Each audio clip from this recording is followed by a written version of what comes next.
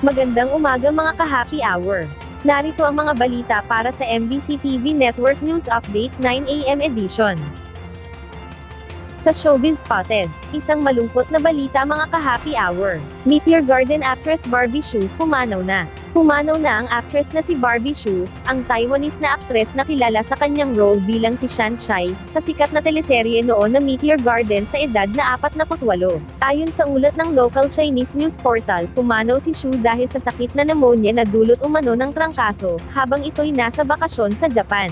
Habang sa iba pang ulat na nakalap ng local news sa Taiwan, na nakausap umano ang kapatid ni Barbie na si Di Hsu, at kinumpirma umano nito na kasama sila ng actress na nagbakasyon sa Japan. Samantala sa pagpanaw ni Barbie Hsu, ay maiiwan nito ang kanyang Korean musician na si DJ Koo, at ang kanyang 10 taong gulang na babaeng anak at 8 taong gulang na lalaking anak mula sa kanyang ex-husband na si Wang Xiaofei, kung saan naghiwalay noon lamang 2021.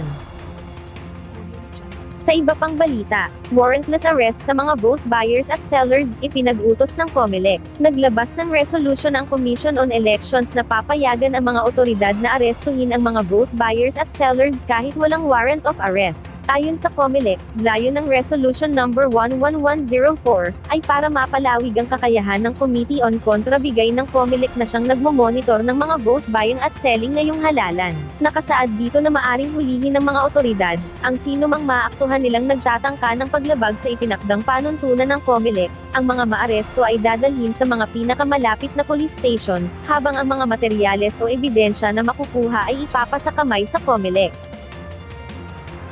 Abiso sa mga motorista, dagdag bawas sa mga produktong langis, epekto na.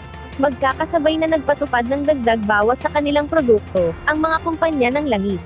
Kaninang alas 6 ng umaga, nang magpatupad ng 70 centavos na dagdag sa bawat litro ng gasolina, habang ang diesel ay mayroong bawas na 1 peso and 15 centavos sa kada litro, mayroon namang bawas na 90 centavos sa kada litro ng kerosene. Ayon sa Department of Energy, na ang nasabing paggalaw ay kasunod ng pahayag ni US President Donald Trump na pababaan ang presyo ng mga langis mula sa mga pangunahing suppliers.